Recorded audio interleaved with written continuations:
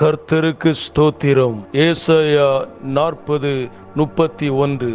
கர்த்தருக்கு காத்திருக்கிறவர்களோ புது பலன் அடைந்து கழுகுகளைப் போல சேட்டைகளை அடித்து எழும்புவார்கள். அவர்கள் ஓடினாலும் இளைப்படையார்கள், நடந்தாலும் சோர்ந்து போகார்கள். மனுஷன் இந்த உலகத்தில் எதற்கெல்லாமோ காத்திருந்து, யாருக்கெல்லாமோ காத்திருந்து அவன் சோர்வடைந்து மன சஞ்சலத்துக்கும் மன வேதனைக்கும் உள்ளாகிறான்.